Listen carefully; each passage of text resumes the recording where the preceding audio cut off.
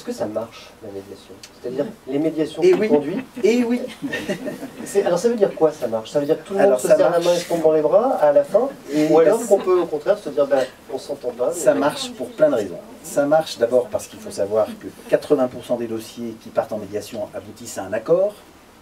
80% des dossiers qui partent en médiation aboutissent à un accord. Donc ça, c'est quand même pas mal. Deuxième chose, je ne sais pas si vous savez, mais notre système judiciaire est tel que les décisions judiciaires sont faites pour ne pas être exécutées. C'est-à-dire, tous les jours, les magistrats rendent des décisions dont ils savent qu'elles ne seront pas exécutées. Et c'est si vrai qu'on a créé un juge qui est le juge de l'exécution et dont le job au quotidien est de s'occuper de décisions qui ne sont pas exécutées. En médiation, on n'a pas cette difficulté. Et on n'a pas cette difficulté pourquoi?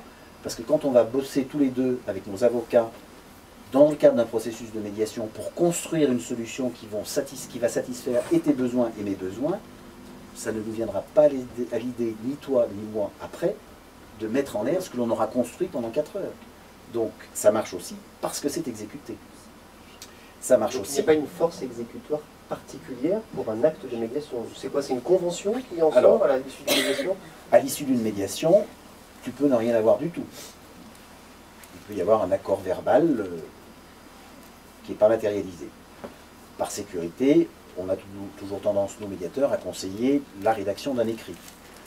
Après cet écrit, mais je ne veux pas entrer dans le débat juridique, il peut revêtir plusieurs formes, un simple contrat ou une véritable transaction avec des conditions juridiques. Mais ce qu'il y a d'important, c'est que cet accord, ce document, tu peux le faire homologuer par un magistrat, et il a donc force exécutoire.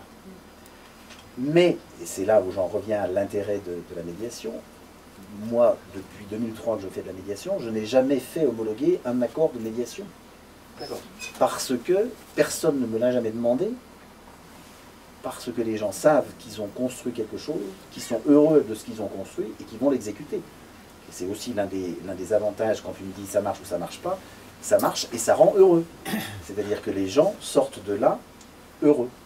Quand je te parle de l'exemple de 2003 avec mes radiologues, mon hôpital et l'entreprise de matériel radiologique, à 11 h du soir, tout le monde avait la banane, pour parler vulgairement. Tout le monde avait le sourire, tout le monde était heureux, et ils étaient tellement heureux que 12 ans après, ils ont continué à travailler ensemble.